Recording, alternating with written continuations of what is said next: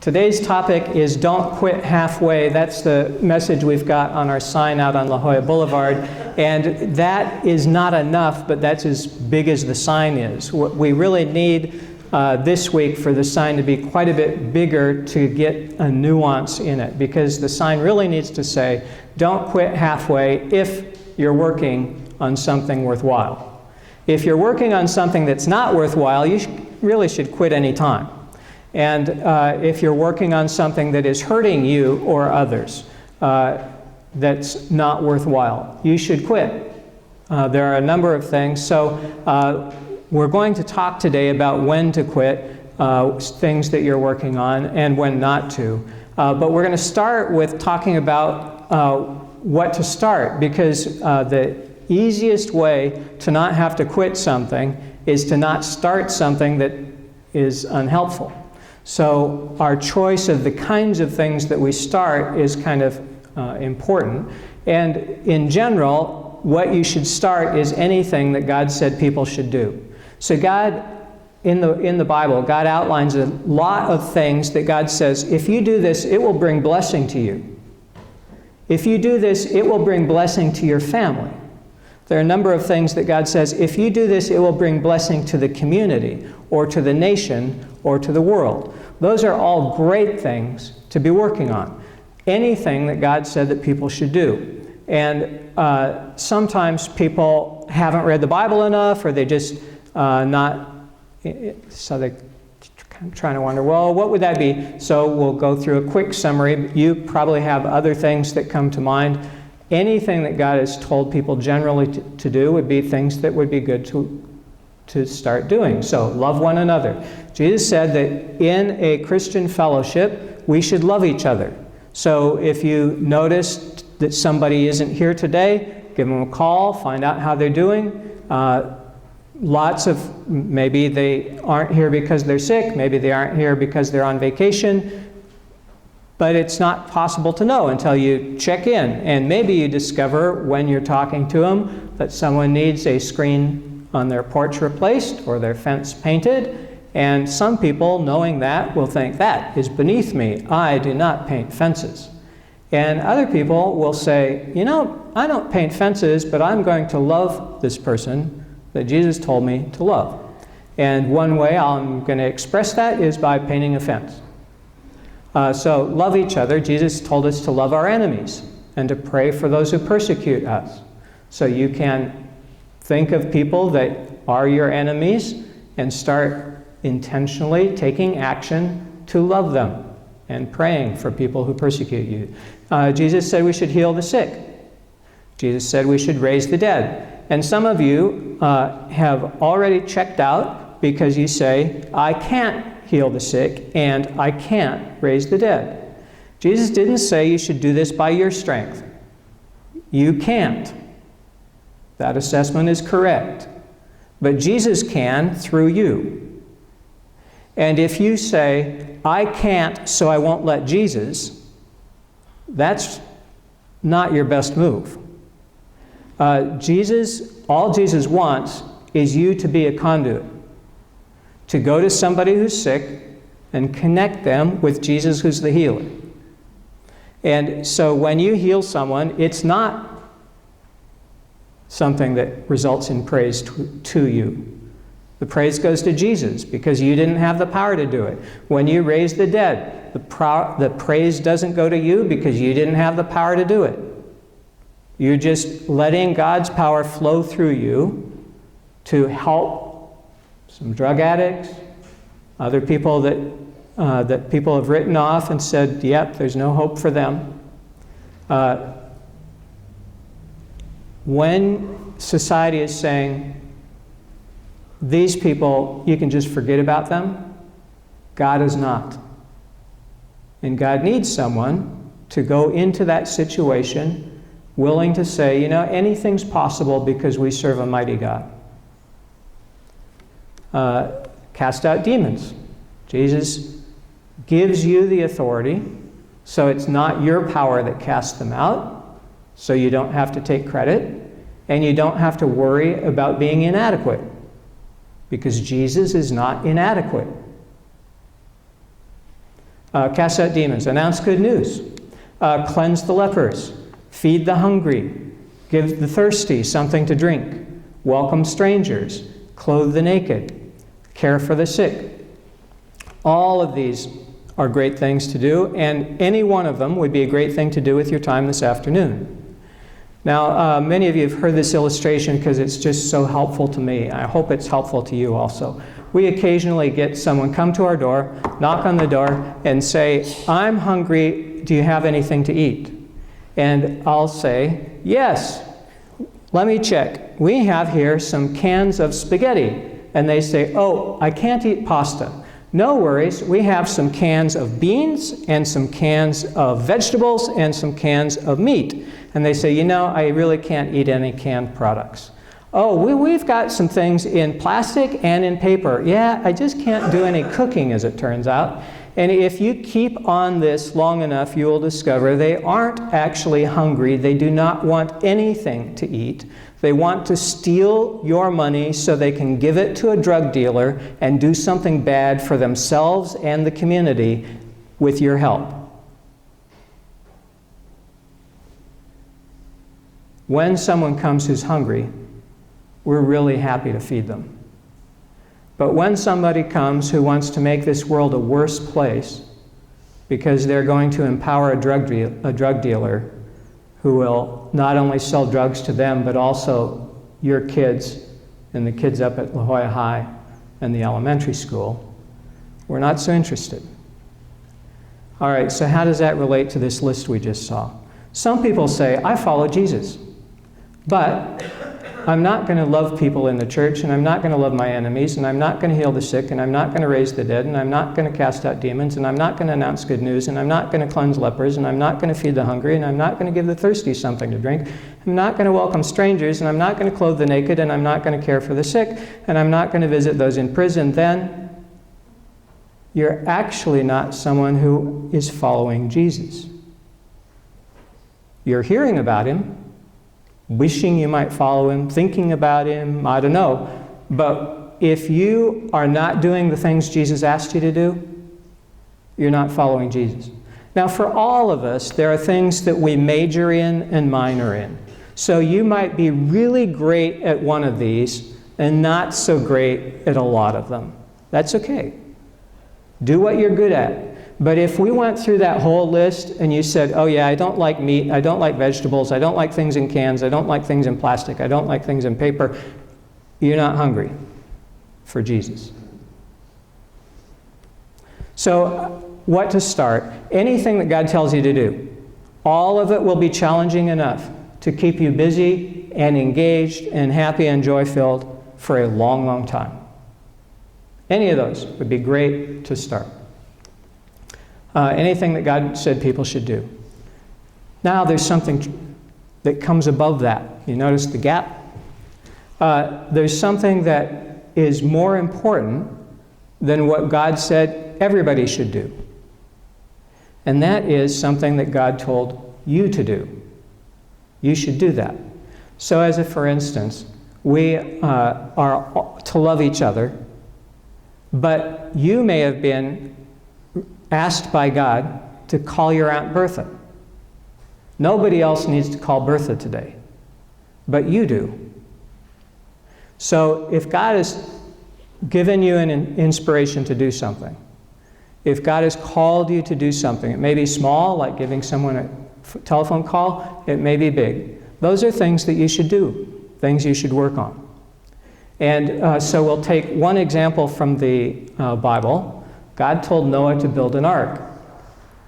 So the ark that God had in mind was, if you started at that wall and went through the sanctuary, through the fellowship hall, through the office, through the lawn, over the sidewalk, across the street, over the sidewalk, through our parking lot, you'd have to knock on the neighbor's door and say, "I'm sorry, but could you take down the fence because I'm building a boat and my lot's not big enough." It'll go into your house just a little bit. When God told Noah to build an ark, it was a massive project. And to do the call of God on your life It may take a lot of effort. And people around you may say, you know, you should be feeding the hungry and giving water to the thirsty and clothing the naked. And those are things that it would be really helpful for you to do when you have a chance. But those are things that everybody gets to do, and you really need to build an ark. And in the process of building the ark, you can't forget the other things we're called to do, because if you build the ark and don't have any love, it's not going to be helpful. But when God has called you to do something in particular, everybody else around you might think, that is a crazy idea. Or they might think, you should not do that. That is a waste of your time. We're in Southern California. We get 9 inches of rain. Why are you building a boat that big? Yeah, I mean, I don't understand building a condo that big, but why are you building a boat? There will be people who don't get it. And you will have to just bless your enemies. Those are things you should start. So what should you quit? And when should you quit? Well, if you're working on something that's not of God, you should quit right now. It's not serving you, it's not serving the community. In some cases, it's bringing harm and destruction to you and your family and the community. In some cases, it's bringing destruction to the nation. You should stop now. It won't be easy. You've got friends who are helping you. It's hard to disentangle your life from something that's not good, but you need to do it now. When you're working on things that are not helpful, 2 things are happening. One is the destruction that results from it, but also it's an opportunity cost. The things that you were actually called to do, you're not doing because all your time is consumed on working on something that is bad. So when should you quit when it's not of God? When should you not quit? Well, you should not quit when it's hard. Almost everything worthwhile is hard. All the easy stuff got done already. You should not quit when you're tired. When you're tired, maybe you need to take a nap, maybe you need to take a break or go on vacation, but you should not quit. You should not quit when it's not working. When Noah started building the ark and he got the sanctuary part of it done, he still had 80% of it to go, or 90. It would look to people like it was not working. Nice, Noah. 3 stories tall, 30 feet high. Why don't you just quit now? It's still only raining 9 inches a year. When it's not working, that's not a sign that you should quit.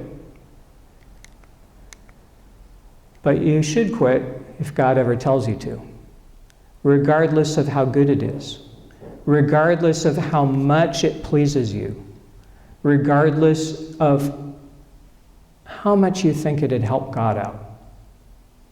Because God knows the timing of things and knows when it would be helpful. There are people who built and built and built and built on their property right before a forest fire came through their property this year and took out everything they had built over 20 years. There are times when we think, this is a good idea, I should do it. And God knows this is a great idea for after the forest fire and not so good right now. When God tells you to, it's a good time to quit. When it's not valuable, so you're working on something, when it's not worthwhile, and when it's not suited to you. If I decided that the best goal of my life would be to be on the starting 5 of the LA Lakers, I could devote all the time that I had, and they would not draft me. It would be so unfair. Well, not really unfair. It's not suited to me. There are some things that maybe I could do for the Lakers or your favorite team. But some of the things I'm just not gifted to do. I may be able to work in that arena with that group, but I'm not going to be a starting five or anywhere on the bench. I'll be lucky if I can afford a ticket, but that's a different story. When you've done all that you think you need to, is that the time to quit? The answer is no.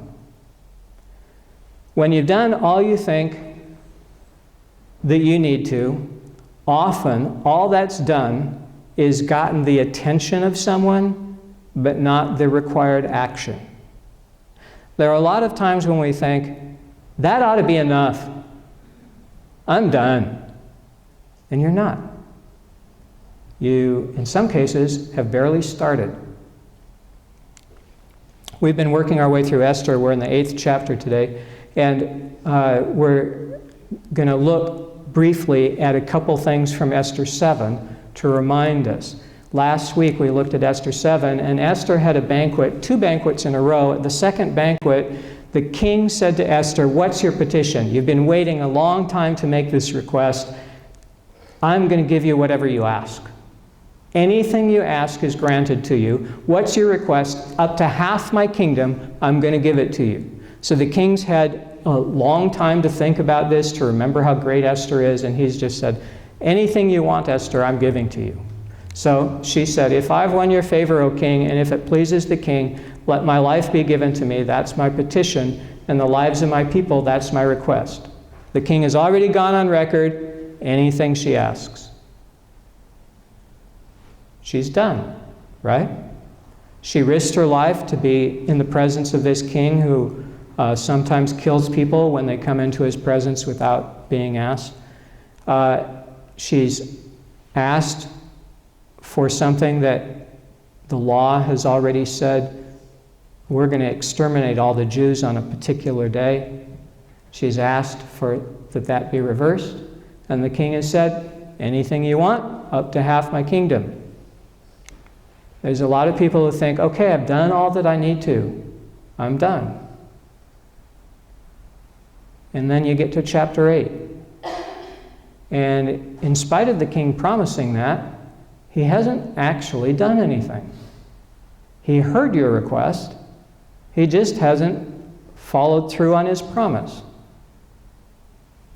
I had a publisher once that told me, "Oh yeah, we're going to publish your book on this particular day." And I called him like 2 weeks late after that day. And they said, "Yeah, we haven't started yet." And what I discovered was, for this particular printing company, I had to call them every day for a month before they did what they said what they promised to do.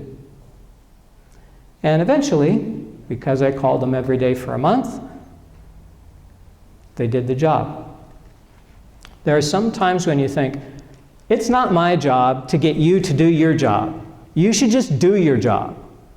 You know the trash is your responsibility. It's in the kitchen. It's overflowing. Why haven't you taken it out yet?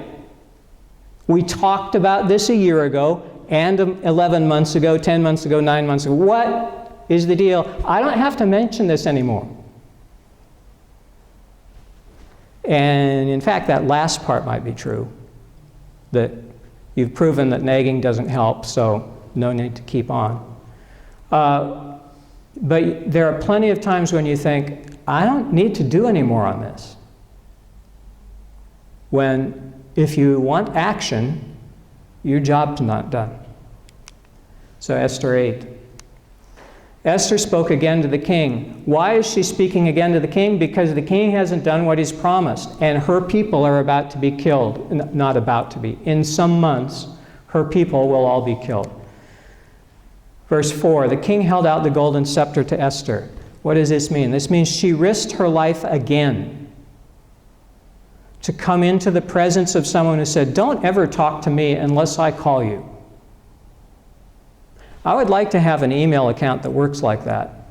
But the king was able to have a life like that. Probably not so helpful. Unless the king called for you, you could not go into the king's presence. Esther risked her life not just once, but twice. Now she goes back to the king and begs again that he would do what he's already said twice he's going to do. You may think you've done all that you need to. I talked to the king, he said yes, it's done. And sometimes it's not.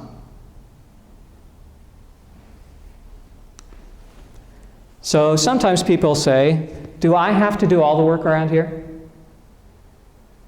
And they get into a mood, let's say, because they're the only one who's taking out the trash, or they're the only one who's building the ark, or they're the only one who's doing some important thing. And they are correct in their assumption that, for the most part, they're the only ones working on it. So some of you have seen a bell-shaped curve. Some of you have heard of a Pareto curve. It's the same data, analyzed differently, looked at a couple different ways, but we're going to use the bell-shaped curve to look at it today. There's 20% of the people who will do something without being asked. They're just going to step up and do it. And I'm so thankful for those of you who are the 20%. It's so helpful to God's kingdom to have people who look around and say, that person looks sick. I'm going to see if I can pray for them. That person looks like she needs to be encouraged. I'm going to go encourage her. That person needs a little help. I'm going to go help that person without being asked. Just stepping up because you see a need. That's so awesome, and I'm so grateful for you. There's another 20% out. See how little that 20% is? In terms of, that 20% of the people, but not a lot. Another 20% will be in the next group. And then there is a 20%. There's 20% of the people who do 80% of the work. This is true at IBM. It's true in your household. It's true in the nation of India. Any group you look at, and the number may not be precise from group to group, but in general the truth is that there's roughly 20% of the people who do 80% of the work everywhere. Some cases it's 10-90. Some cases it might be 30-70, but the concept is the same. That some people are the people who do everything about one thing. So in your house, there may be one person who takes out the trash 80% of the time. And there's someone who takes out the trash once a year, and there's someone who takes out the trash a couple times a month, but there's someone who takes out the trash almost all the time. There's someone who earns almost all the things of value. There's someone who does. There's someone who's the happiest. There's someone, in any distribution, 20% of the people do 80%. And then there's some people who are laggards and some people who will only get to it if you force them. Do you have to do all the work around here? And by here I mean the world. The answer is yes, because everybody else is working on the things that God has given them to do, ideally. Ideally, we're all working at different things, doing our 80%. And while we're doing our 80% thinking, wow, nobody else is helping out on this one thing, other people are helping out on other things.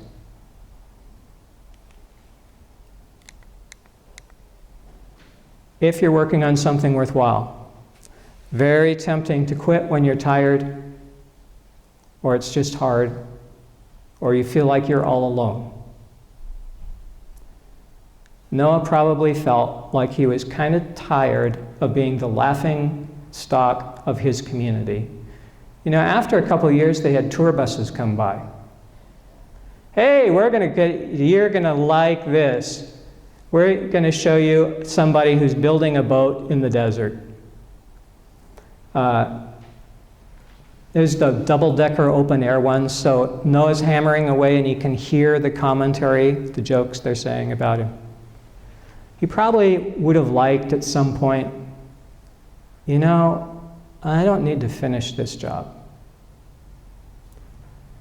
But you needed him to finish that job.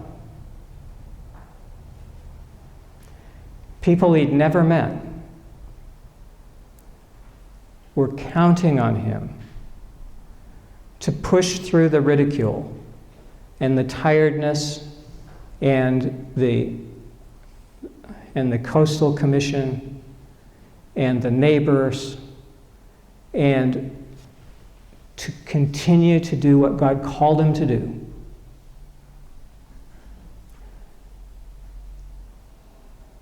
Because without him, we wouldn't be here.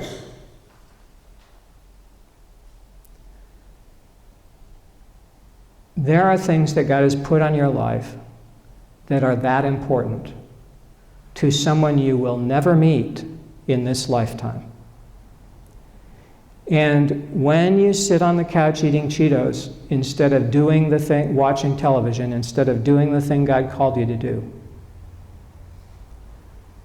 those people you've never met will pay the price, as well as their friends and their family for generations. And the opposite is true. When you do something that's hard, that God has called you to do, and you cannot see that it even matters, there are people you have never met who will benefit from what you have done and will be so grateful and unable to thank you, but so grateful that you did what God called you to do. So if you're ready for a change, it's helpful if you ask Jesus to be your Lord, to ask the Holy Spirit to fill you, to read the Bible every day. It has information in it you cannot get anywhere else, to find a church where you can grow in faith, and to do what Jesus calls you to do. If you're ready for the next step, you've already following Jesus and asked the Holy Spirit to guide you, quit anything you should quit. This is 3 parts in our next step. Quit anything you should quit, recommit to anything you should stick with, the things that you got, the arc started, but it's not, the neighbor complains, so you quit. Probably time to recommit to all the ideas God gave you. And ask for God's help. There are things that you cannot do.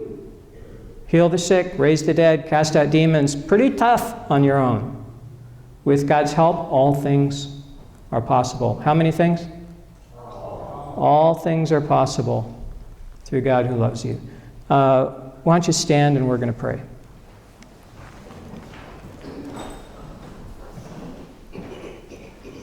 Why don't you put out your hands like this as if you were going to receive something. You don't have to receive something, but I'm going to give you the opportunity. God, for people who want to receive your Spirit, thank you that you've promised all they have to do is ask. So we ask for more of your Spirit to guide us so that we can separate out the things in our life that are not good from the things that are in our life that it'd be great if we doubled down and finished. Thank you for calling to mind things that we've abandoned, but that you still have anointed and that still would be great for future generations.